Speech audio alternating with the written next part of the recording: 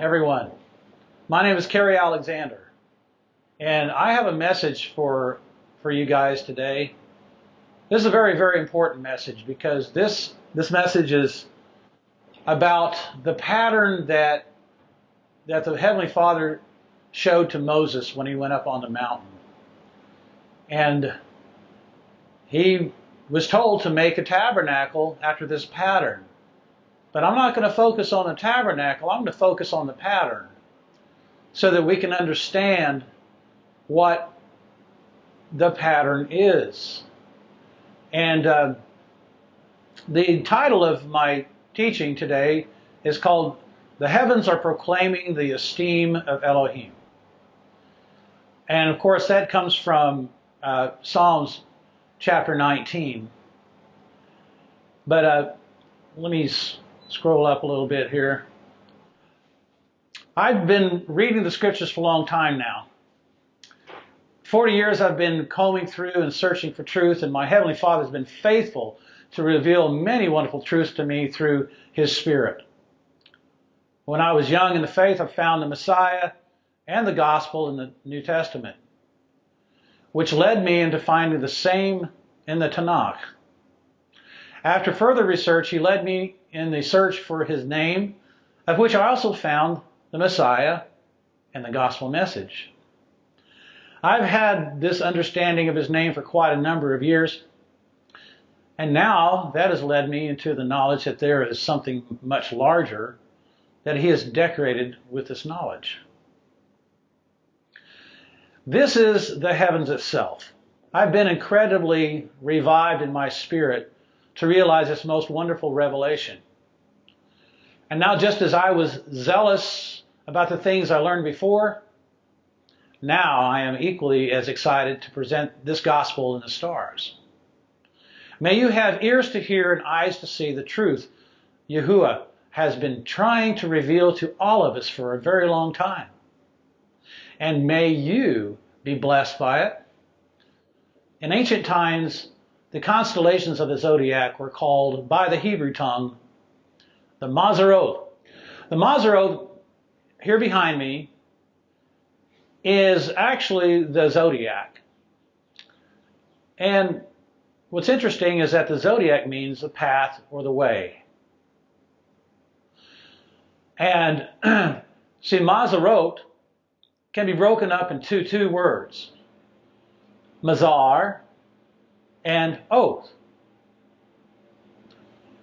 House in Hebrew is ma'oz, which is the root word for mazar. And then sign in Hebrew is oath. So, what is Mazzaroth? It is the house of the signs. And so this is, when you figure this out, and when you see this, it makes you understand what the scripture is saying when we have scriptures like this in Exodus 23:20, where it says, "See," or "Behold, I am sending a messenger before you to guard you in the way and to bring you into the place which I have prepared. Be on guard before him and obey his voice. Do not rebel against him, for he is not going to pardon your transgression, for my name is in him." So let's compare what Yahushua said. John 14:2-6. "In my Father's house are many mansions, and if not, I would have told you. I go to prepare a place for you.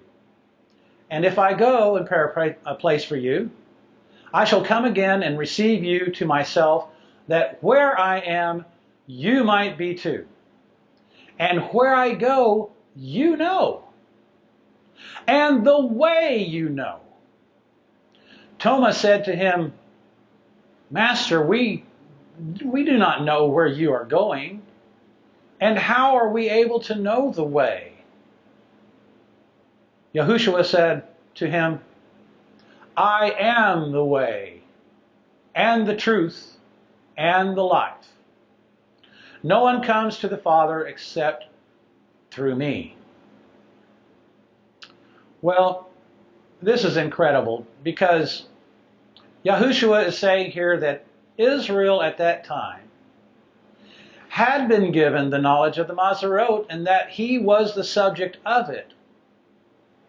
He is the path and the way of righteousness, and his way shall lead us to our Heavenly Father. In the next scripture portion, it shows us that the Mazzaroth was given from the beginning. Let's look at Genesis 1:14. And Elohim said, "Let lights come to be in the expanse of the heavens to separate the day from the night, and let them be for signs and appointed times and for days and years. And let them be for lights in the expanse of the heavens to give light on the earth." And it came to be so. Now, the stars, they do give off light when you look at them. I do believe that this light that is shown in the stars is more of a spiritual light. So let's go on. And Elohim made two great lights, the greater light to rule the day, and the lesser light to rule the night, and the stars. And Elohim set them in the expanse of the heavens to give light, or maybe understanding, on the earth, and to rule over the day and over the night, and to separate the light from the darkness. And Elohim saw that it was good. And there came to be evening, and there came to be morning, the fourth day. Well, remember that in the beginning, he separated the light from the darkness. And that light is a more spiritual light. That light was here before the signs of the heavens were created, before the sun was made, before the moon was made, before the earth was made. These lights, or this light, this understanding, was already existent. Psalm 19, verses 1 through 8, is really the preface of where I'm coming from. This is one of the greatest verses to help us understand that the stars are something that is a tool to reveal something greater to us. Let's read Psalm 19, 1 through 8. The heavens are proclaiming the esteem of El, or Elohim, and the expanse is declaring the work of his hand. Day to day pours forth speech, and night to night reveals knowledge. There is no speech, and there are no words. Their voice is not heard. In other words,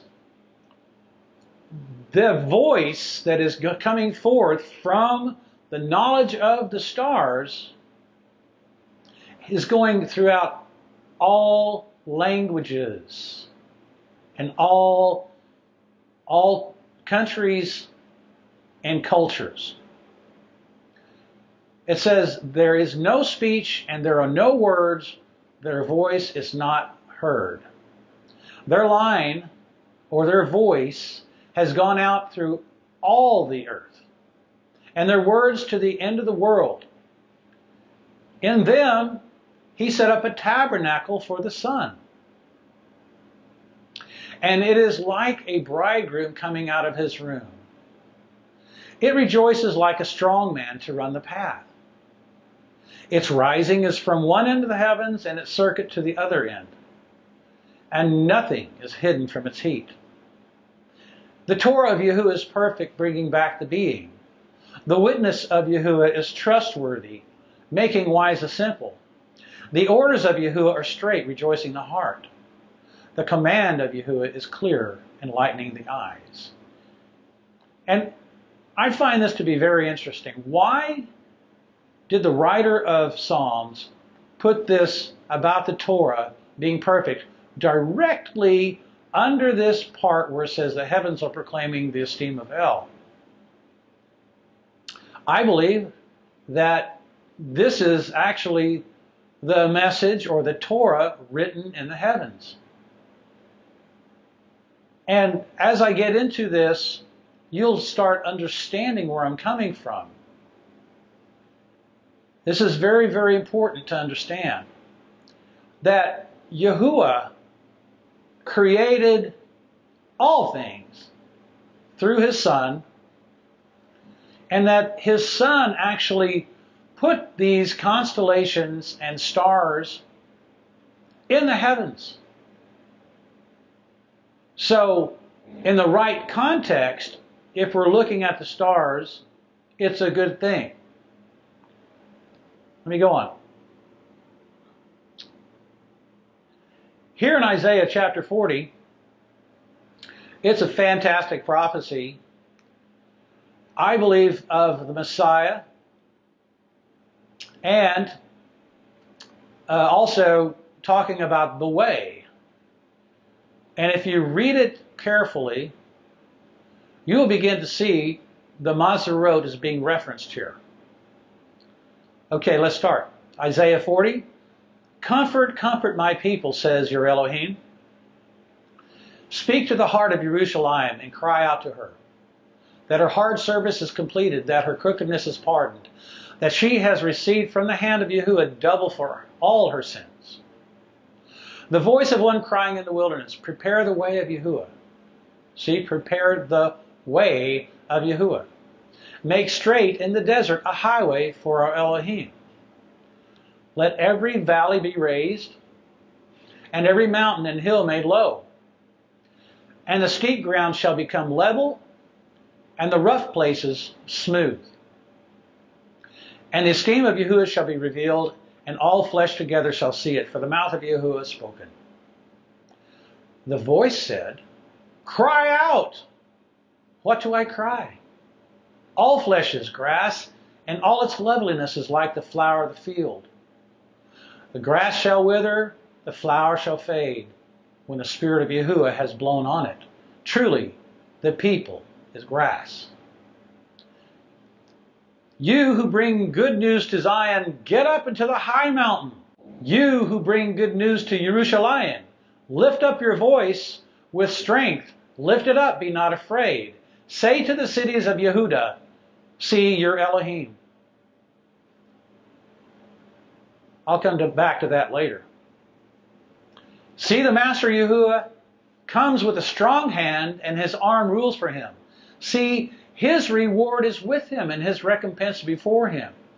He feeds His flock like a shepherd. He gathers the lambs with His arm, and carries them in His bosom, gently leading those who are with young.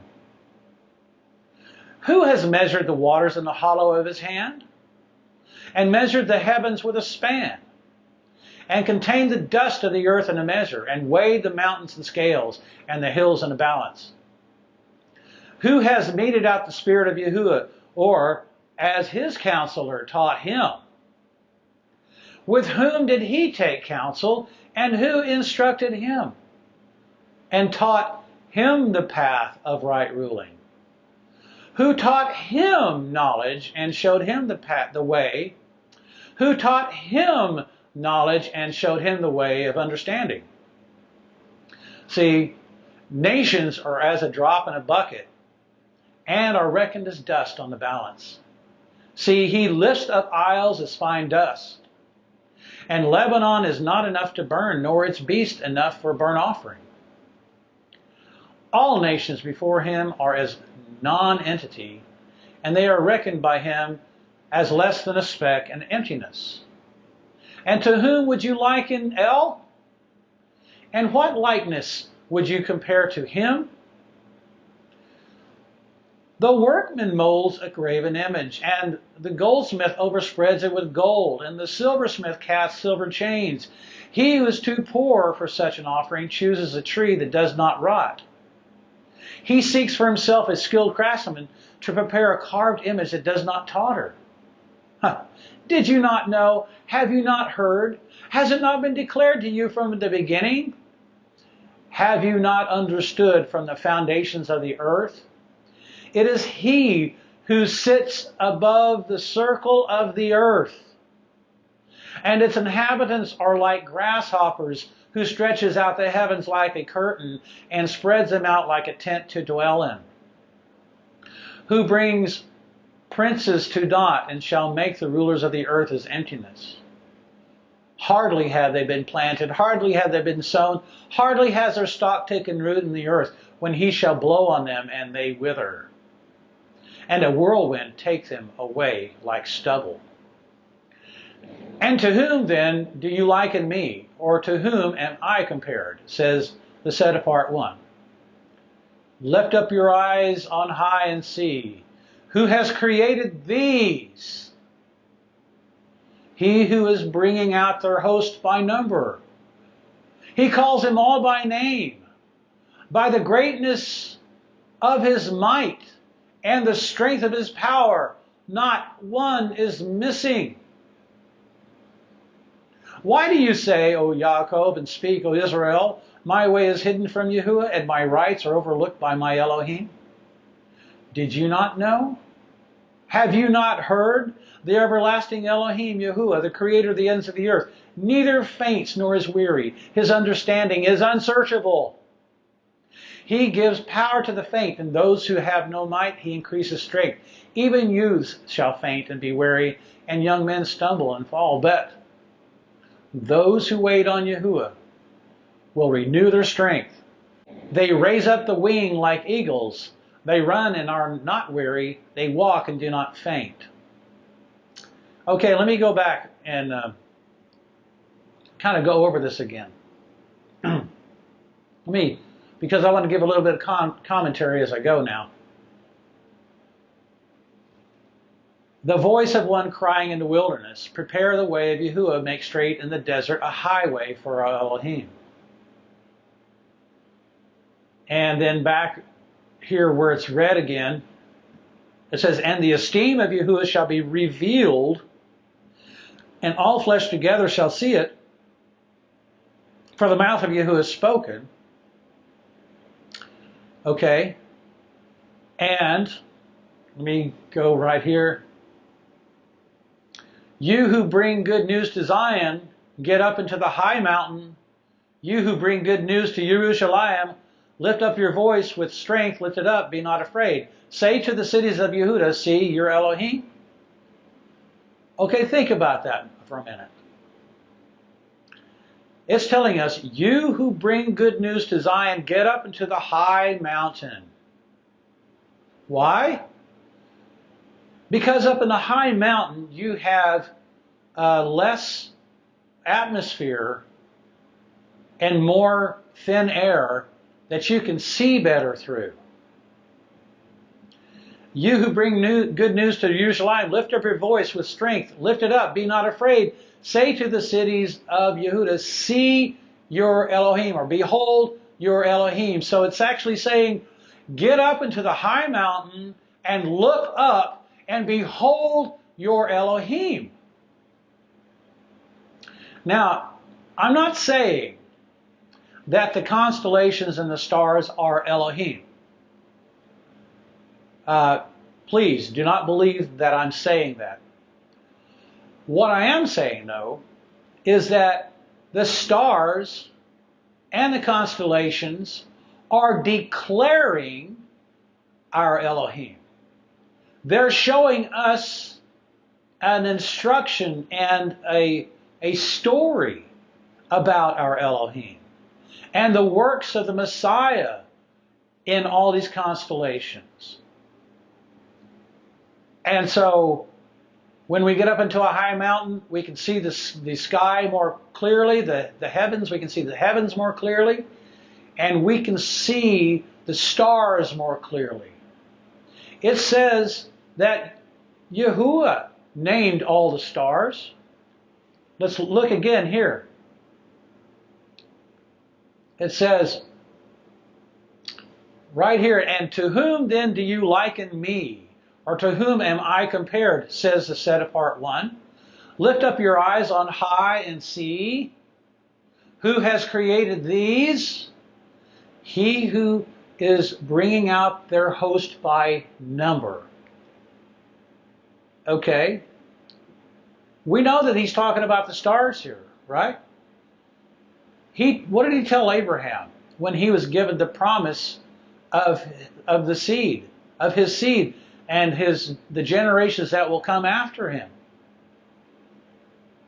It says, he told him that look up and see the stars and see if they can be counted. Actually, the stars are also a picture of the Malachim, the angels. The angels have a star applied to them. And also, the sons of Elohim here on earth, he had us compared to the stars as well. And so, when it says, he who is bringing out their host by number, he calls them all by name, saying that he named all of the stars. By the greatness of his might and the strength of his power, not one is missing. Now, in the other part in red, did you not know, have you not heard, the everlasting Elohim, Yahuwah, the creator of the ends of the earth, neither faints nor is weary, and his understanding is unsearchable. Have you ever looked up at the night sky and just wondered what is all out there? This is the work of his hand. It's wonderful. It's fantastic. And haven't you ever wondered, what is going on? Well, the scripture says that his ways are past finding out. But it also says in Deuteronomy 29:29, it says, the secret matters belong to Yahuwah, but he reveals them to his children, all of those who are calling on his name. And so, if we look up at the stars and we ask Yahuwah, what does this mean? Then he will give us insight, he will give us understanding. And I believe that's exactly how he spoke to the prophets. He told the prophets to look up. He said, behold your Elohim. And he gave them messages through them looking at the stars and trying to figure them out. It says that Yahuwah does nothing unless he reveals it to his prophets first. So, if we want to know what Yahuwah is doing, all we have to do is go read the book of the prophets, right? That's right. We can study the prophets, and the prophecies tell us exactly what Yahuwah is going to do. And he shows us a lot of things through it. But so what I'm saying is that the prophecies in the scriptures can be compared to the meanings of the constellations and the stars. And that's what I have done in this study. I've taken the work of E.W. Bullinger and other people who have written books that are very interesting, and they have the meanings of the stars in these books. They have the names of the stars and the meanings of the stars, which tells us the meanings of the constellations. And when you see the meanings of the constellations, it will blow your mind away, because all the meanings point to our Messiah. And this is very important for us to understand. The Mazzaroth was originally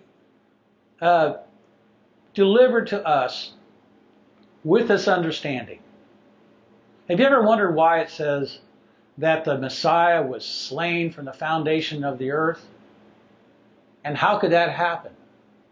He was slain from before the foundation of the earth. I believe that this is saying that the Messiah, the story of the Messiah, was written in the stars before the earth was even created. And that he went the path and told the story in all the stars that he created. And all we have to do is look up and read the stars, and we can find out the story of the Messiah and everything in the scriptures that has been given to us. So let me move on. Genesis 28:10 through 20. Here's a beautiful, beautiful portion of scripture, and this will help you understand. Yaakov went out from Beersheba and went toward Haran. And he came upon a place and stopped over for the night, for the sun had set. And he took one of the stones of that place and put it at his head, and he lay down in that place to sleep. And he dreamed and saw a ladder set up on the earth, and its top reached to the heavens. And he saw messengers of Elohim coming up and coming down on it. And see, Yahuwah stood above it and said, I am Yahuwah, Elohim of Abraham, your father, and the Elohim of Yitzhak. The land on which you are lying, I give it to you and your seed. And your seed shall be as the dust of the earth, and you shall break forth to the west, and to the east, and to the north, and to the south. And all the clans of the earth shall be blessed in you and in your seed.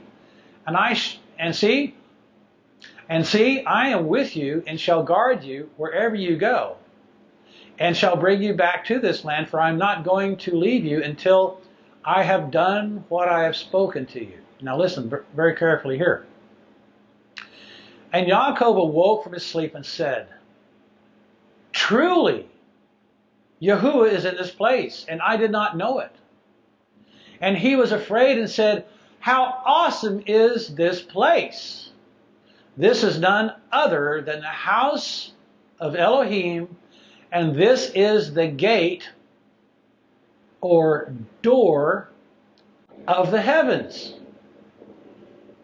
That's fantastic. I mean, see, it was nighttime, and he was dreaming, and he was given this vision, and he was given this vision about the heavens. And Yaakov rose early in the morning and took the stone that he had put at his head, and it set up as a standing column, and poured oil on top of it. And he called the name of that place Bethel, house of El.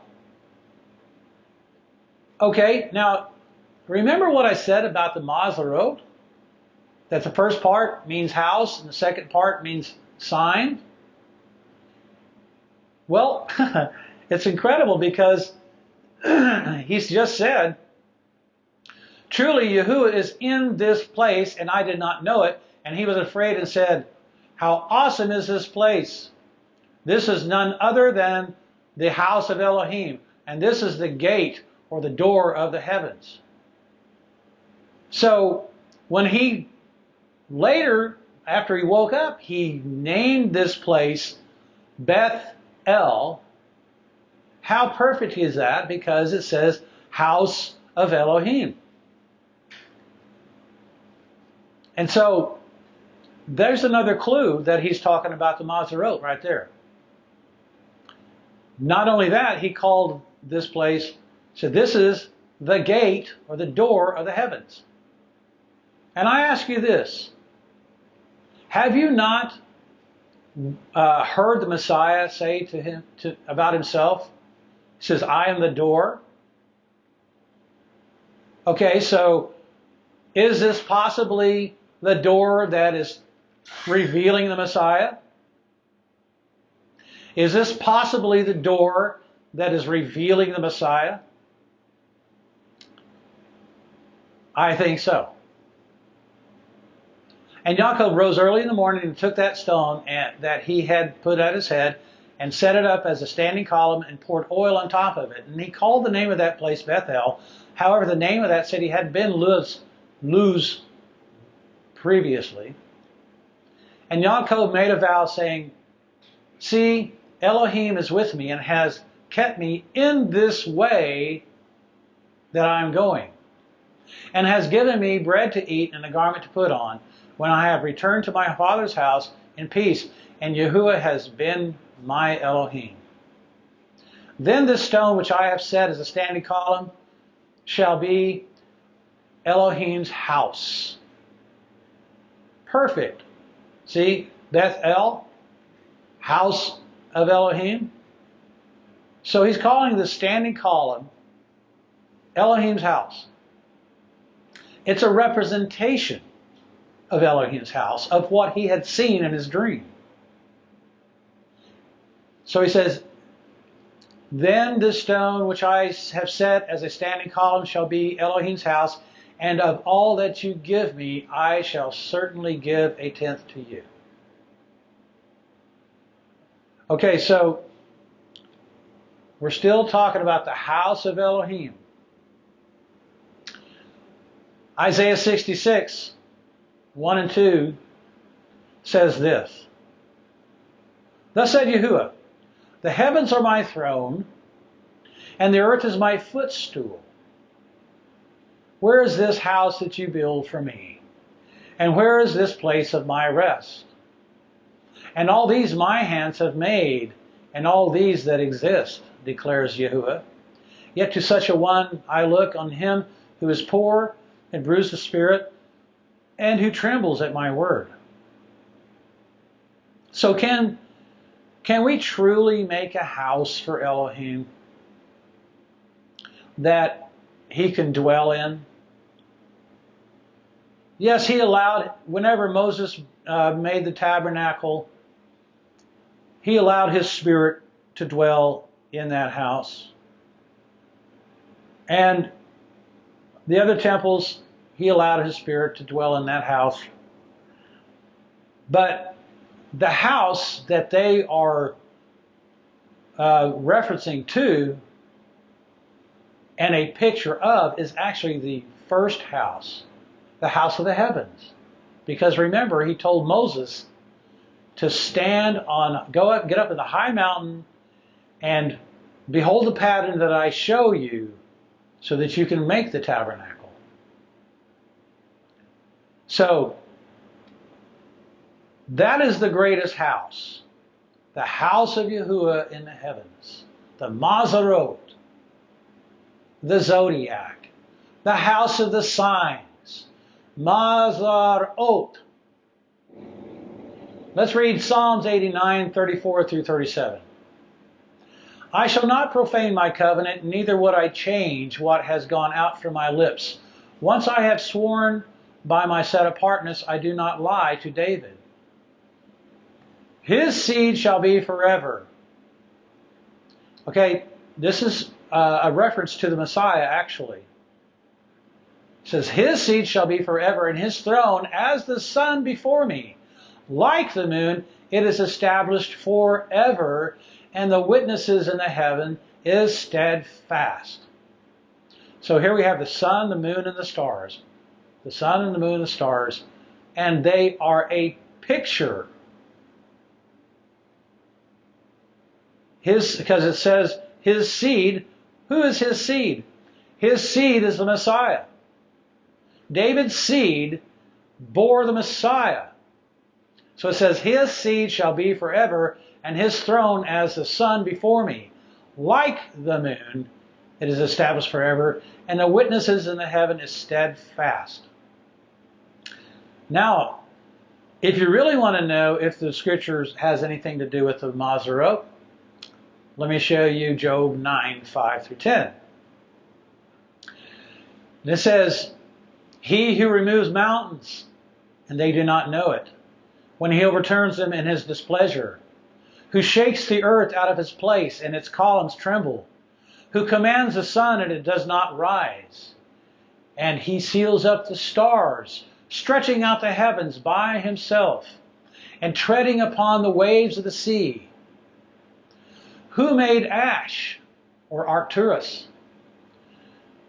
Who made Kessel, or Orion?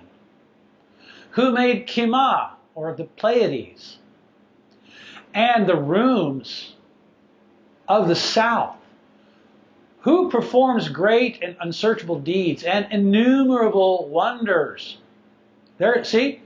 So what I said earlier about unsearchable are his ways, I was correct, because now we have him talking about the constellations and saying, who performs great and unsearchable deeds and numerous wonders? Look, or behold, he goes by me and I do not see, and he moves past, but I do not discern him. So, I mean, that's really true, because he's talking about the Messiah there. Look, he goes by me and I do not see, and he moves past, but I do not discern him. Why can that be the Messiah? It's because this says that the Messiah is a secret, and that this secret was to be revealed later. But think about it. The constellations are moving across the sky like this. And the story of the Messiah is going across the sky like this. And so it says, look, he, or the Messiah, goes by me and I do not see. I mean, I've been there all my life until just recently. And I would just let the stars go by me without even giving it a second thought. And he moves past, but I do not discern him. I let the Messiah, the story of the Messiah, go right past me, and I didn't even take it to heart or put it in my mind.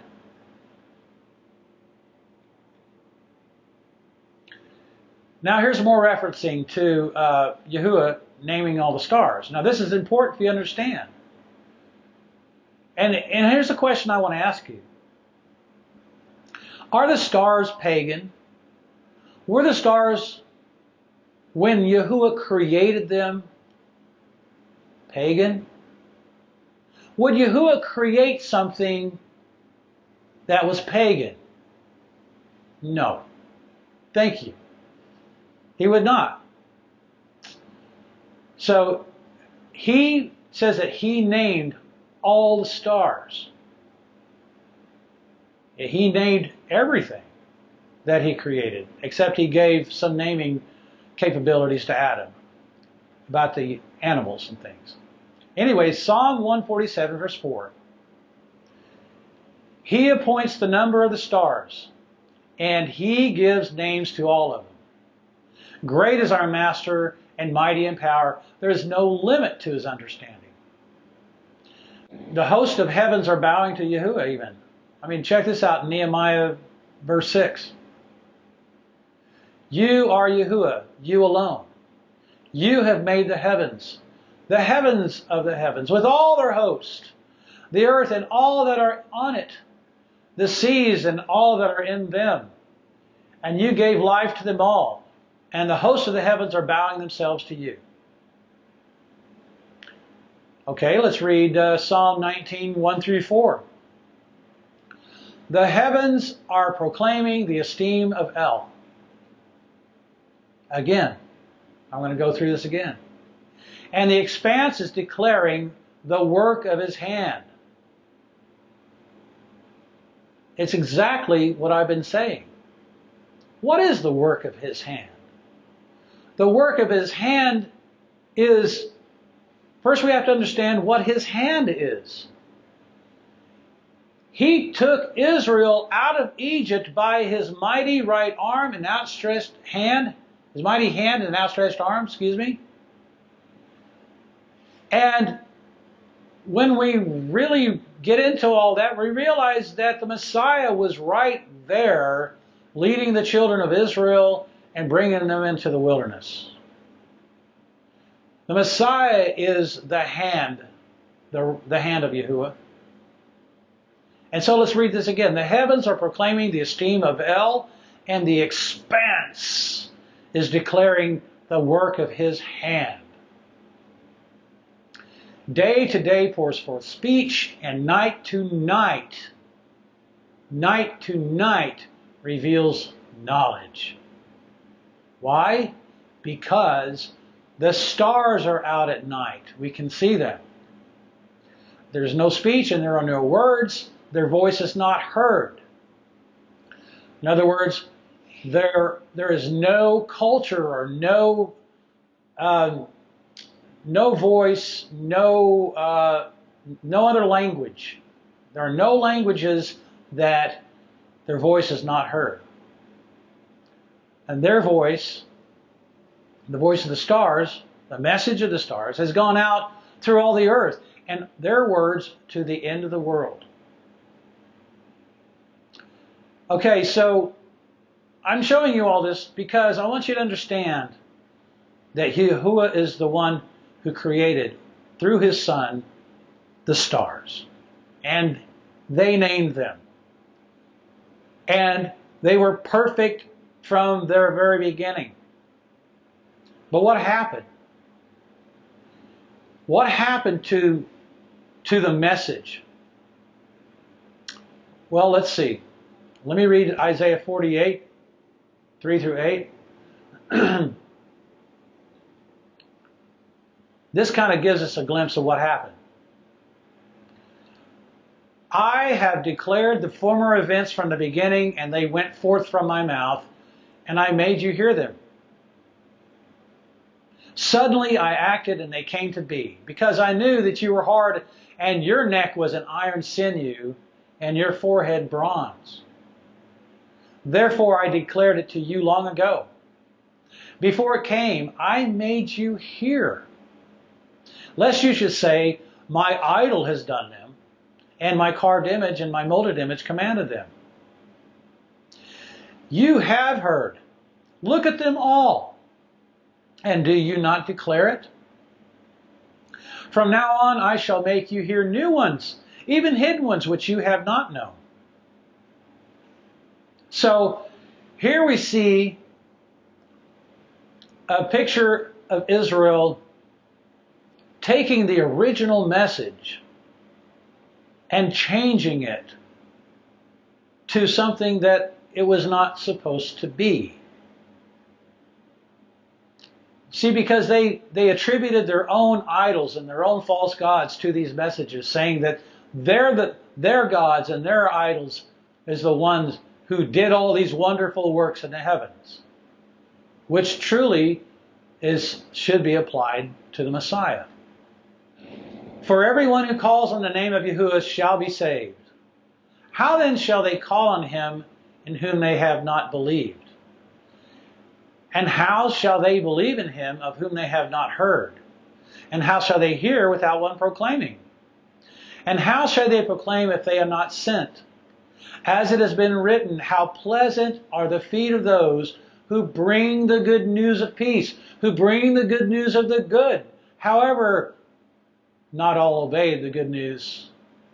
For Yeshayahu says, Yahuwah, who has believed our report? So then, belief comes by hearing, and hearing by the word of Elohim. But I ask, did they not hear? Yea, indeed, their voice went out to all the earth, and their words to the ends of the world. Okay, I want you guys to see something here. In Romans chapter 10, it says, how pleasant are the feet of those who bring the good news of peace, who bring the good news of the good. However, not all obey the good news, for Isaiah says, Yahuwah, who has believed our report. So then, belief comes by hearing, and hearing by the word of Elohim. But I asked, did they not hear? Yes, they did. Their voice went out to all the earth, and their words to the ends of the world. This is a direct quote from Isaiah chapter 19, talking about how the heavens declare the glory of Elohim. So what is this? This means that the message in the heavens is the good news. How incredible is this? We have Paul right here in Romans telling us that, making this reference to Psalm 19, and he's comparing it to the good news. So this is the original way. The message in the stars, the message in the heavens is the original way. It is the truth and the light. Okay, now let me show you the message in the stars defiled by the nations. And this is the fall of Egypt. Isaiah 36 through 12 says, the message concerning the beasts of the south. Through a land of trouble and distress, from which came the lioness and lion, the adder and fiery flying serpent, they convey their riches on the backs of young donkeys and their treasures on the humps of camels, to an unprofitable people, even Mitzrayim, whose help is vain and empty. Therefore I have called her Rabbah Hem Shebeth. And go and write it before them on a tablet and inscribe it on a scroll, that it is for a latter day, a witness forever, that this is a rebellious people, lying children, children who refuse to hear the Torah of Yahuwah, who say to the seers, do not see, and to the prophets, do not prophesy to us what is right. Speak to us what is smooth, and prophesy deceits. Turn aside from the way, swerve from the path, cause the set apart one of Israel to cease from before us. Now, go back to that verse again.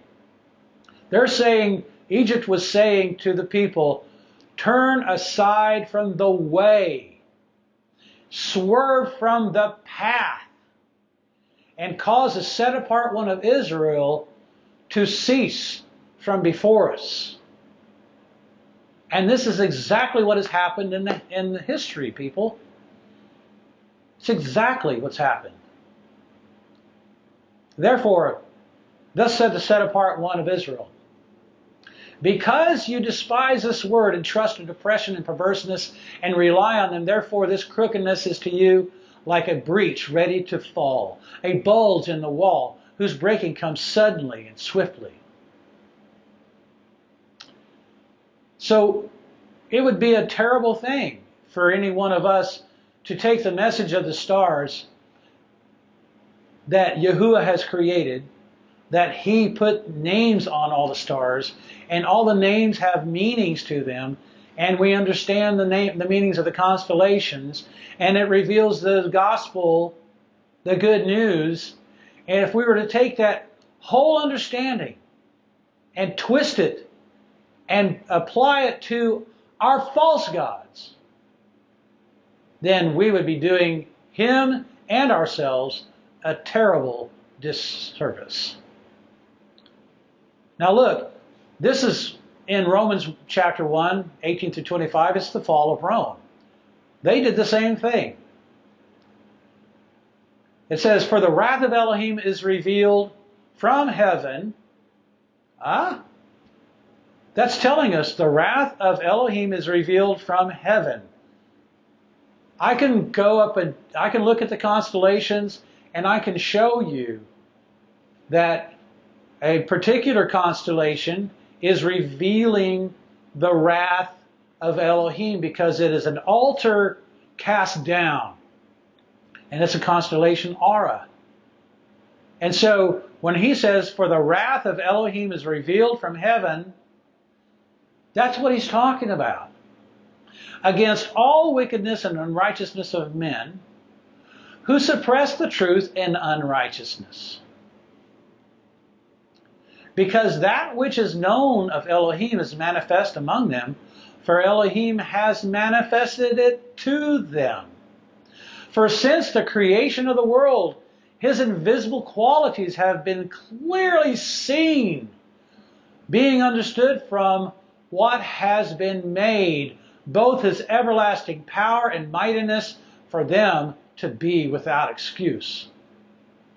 Because although they knew Elohim, they did not esteem him as Elohim, nor gave thanks, but became vain in their reasonings, and their undiscerning heart was darkened. Claiming to be wise, they became fools, and changed the esteem of the incorruptible Elohim into the likeness of an image of corruptible man, and of birds, and of four-footed beasts, and of reptiles. Therefore Elohim gave them up to uncleanness and the lust of their hearts, to disrespect their bodies among themselves, who changed the truths of Elohim into the falsehood, and worshipped and served what was created rather than the Creator, who is blessed forever. Amen.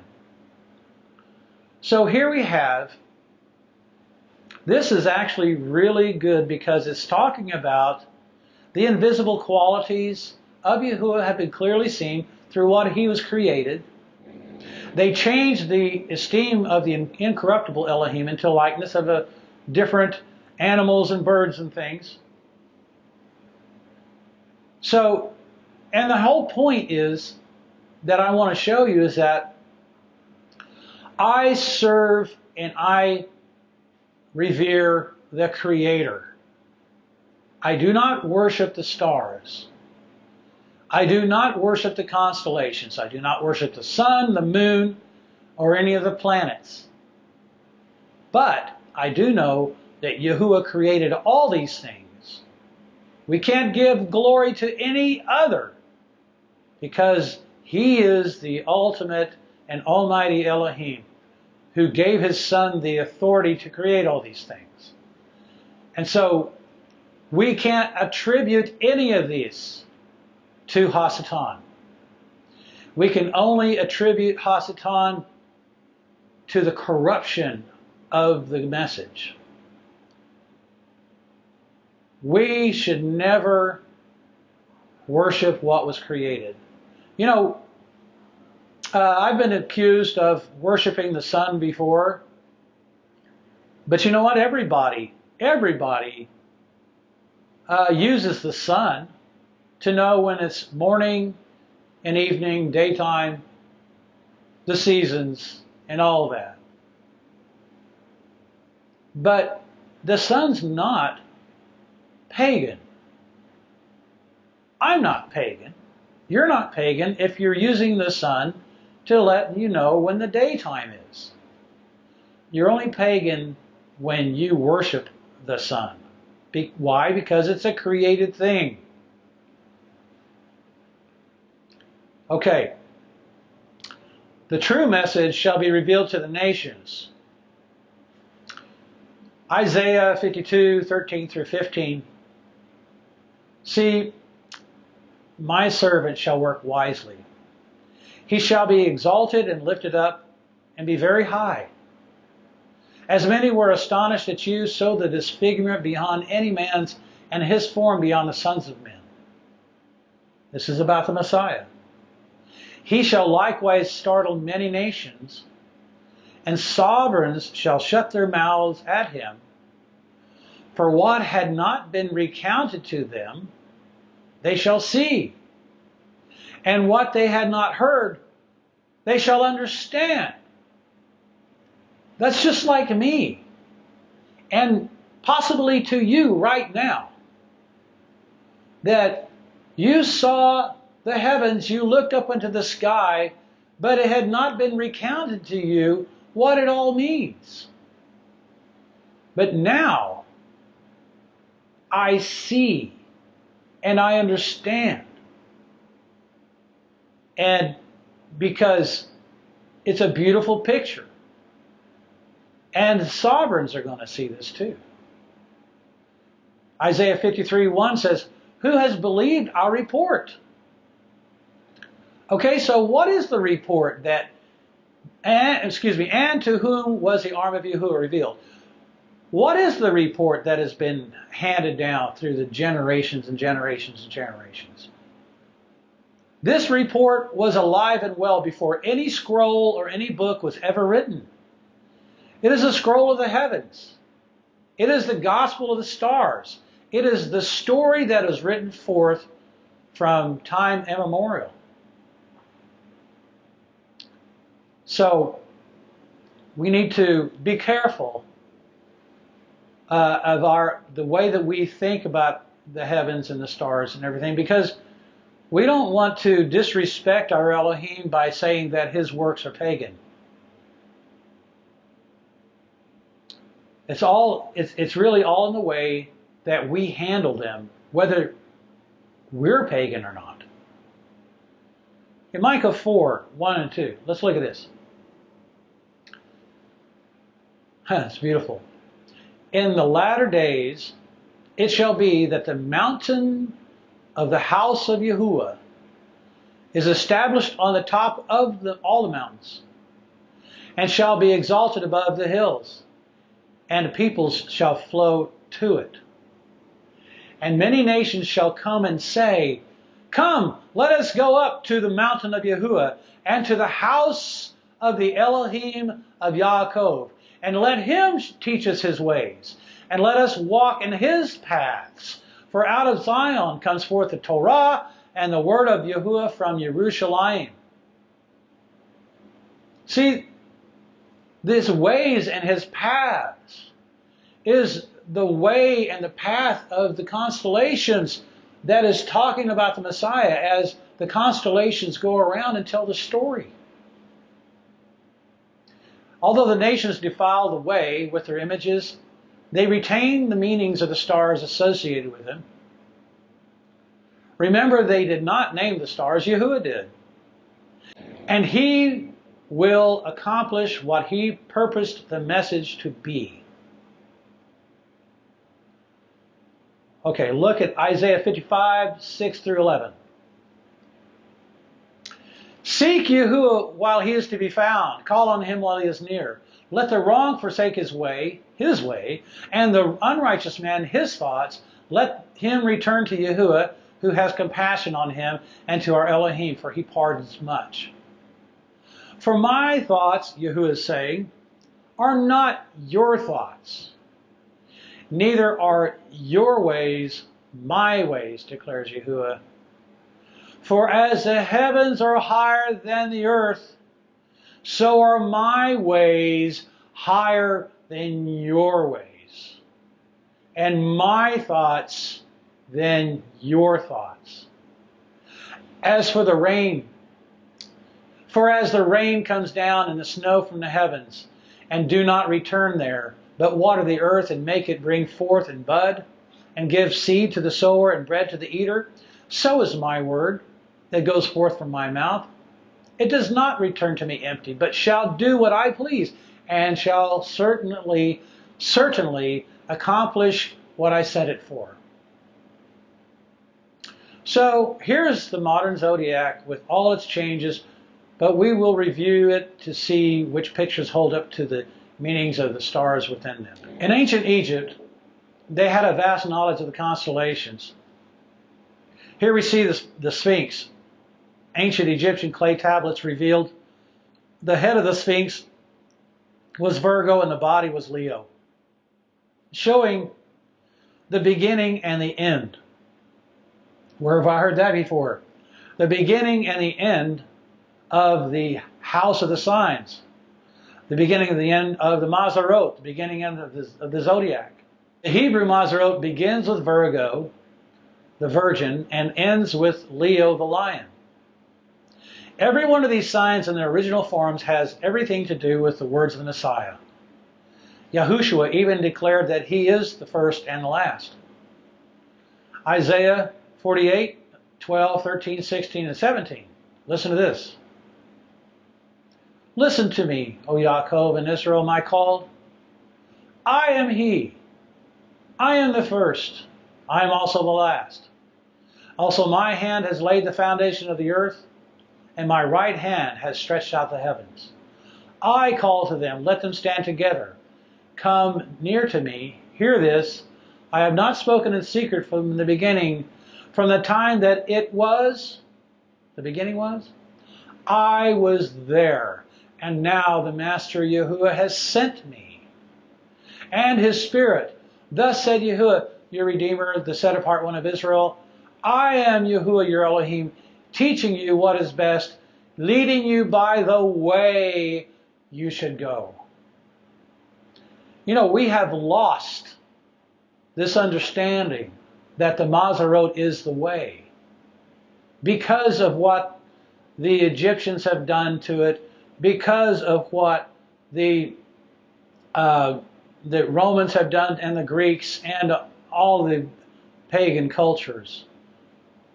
We've lost the meaning of the way.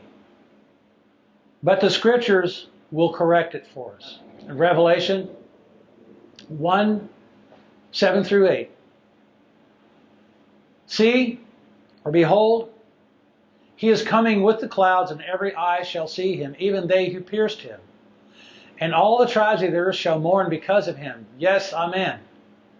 I am the Aleph and the Tav, beginning and end, says Yahuwah, who is, and who was, and who is to come, the Almighty.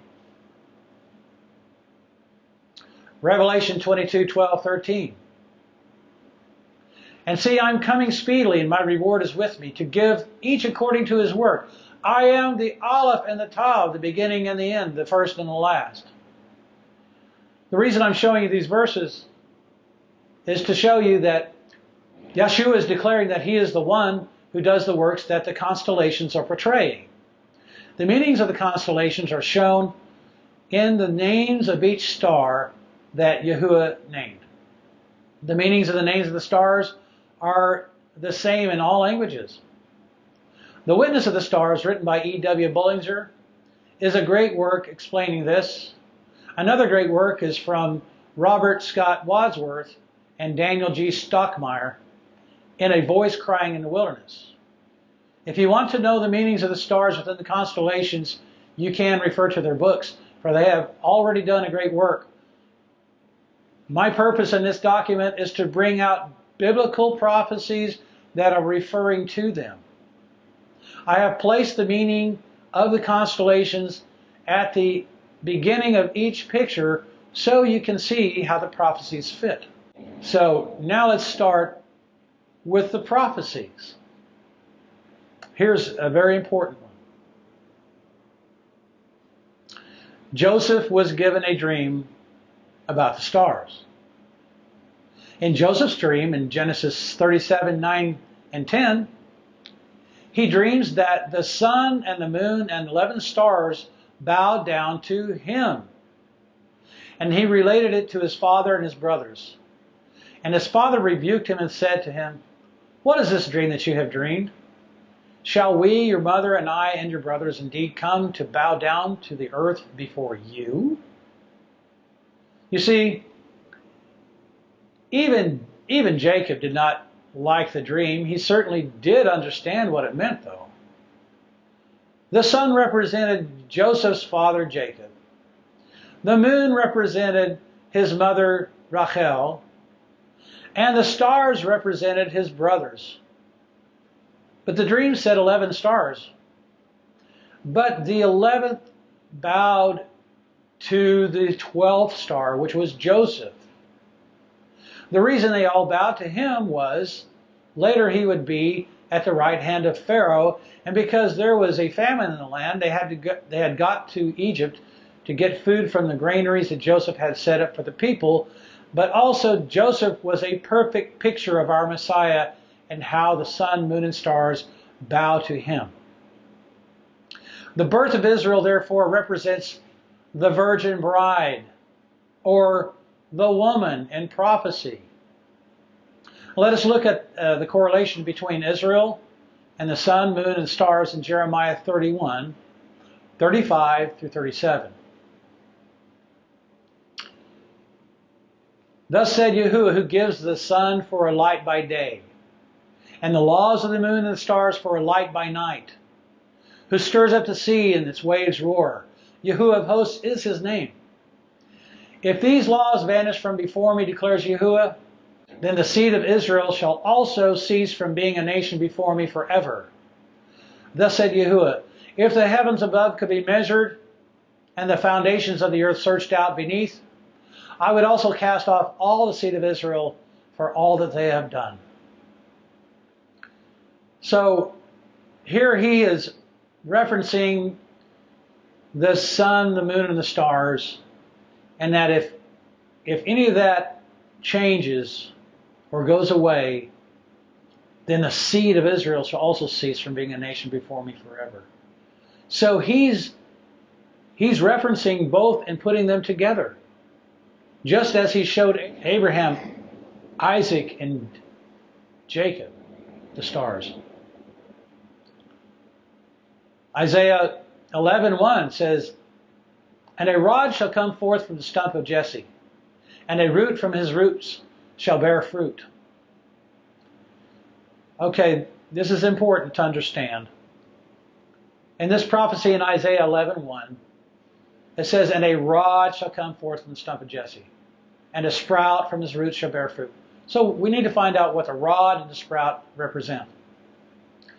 The rod refers to the son of Elohim, and the stump refers to Israel being reduced to a remnant because of their sin.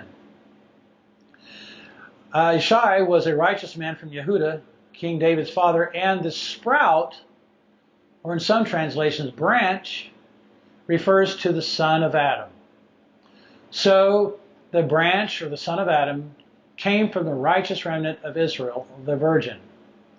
So now we can see how the heavens declare the esteem of El, and the expanse is declaring the work of his hand. Now, if we have the scriptural background to understand the first sign or oath, now we have the scriptural background to understand the first sign or oath. Because in this constellation, we have a virgin holding a branch or sprout in her right hand, and a grain or seed in her left hand, which supports the Abrahamic prophecy in Genesis 22:17 through 18. "I shall certainly bless you, and I shall certainly increase your seed as the stars of the heavens and as the sand which is on the seashore, and let your seed possess the gate of their enemies. In your seed," the branch and the seed in her hand, "the coming one, all the nations of the earth shall be blessed, because you have obeyed my voice." Okay, so here we have a picture of Virgo, and this is based on the meanings of the stars that are within this constellation. And notice in her right hand she has a branch, and in her left hand she has some barley, wheat, grain or seed. So, let's look at this. This constellation right here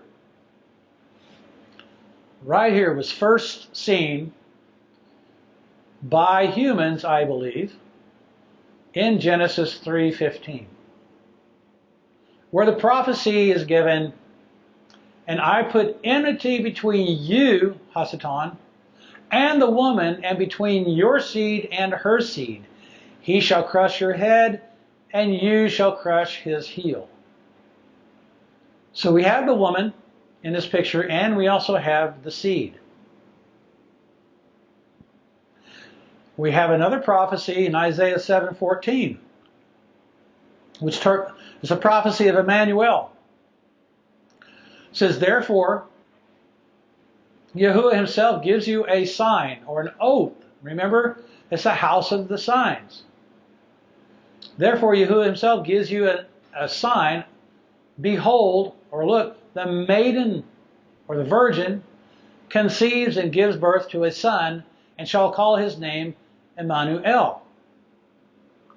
Now, if we understand that this prophecy is a direct reference to the constellation Virgo in the heavens, and Virgo in Latin means the virgin, then we can understand that this constellation is representing a virgin. And we can say that this son was truly brought forth from a virgin. And it knocks out all the doubts whether the Messiah was born of a virgin or not. Because the story in the heavens declares it, that he was born of a virgin. And so here's another sign in Revelation 12, verse 1, that is very, very close to the very first sign. Remember, he says, I am the first and the last. Well, here's a great example of it. Let me go over the first sign again. And I put enmity between you and the woman, and between your seed and her seed, and he shall crush your head, and you shall crush his heel. Now let's go to Revelation 12:1. And a great oath or sign was seen in the heaven, a woman clothed or clad with the sun, with a moon under her feet, and on her head a crown of 12 stars. And being pregnant, she cried out in labor and in pain to give birth. And I didn't put this in here, but the rest of this portion is that as soon as the child was born, the dragon is right there to devour her child. So this is a perfect picture and then perfect prophecy that is going right along with Genesis 1. Excuse me. Okay, so this is the conclusion for the first part of this series. There's going to be quite a few of these because obviously I just talked, around 2.5 hours just on the introduction. So please stay with me, follow this through, because when you really see what this is all showing and how close the scriptures are to this and how close it is to the scriptures, then you're going to be totally blown away. So please stick with me, and I pray that you will be totally blessed with this, just as I was blessed with it. And so the next time we put up a video, it will be starting with the actual constellations, and I'll be showing you all the prophecies that go along with each constellation. So until then, Yahuwah bless you and keep you, and may he keep your eyes open and your ears open and your heart understanding. In the name of his son, Yahushua HaMashiach. Amen.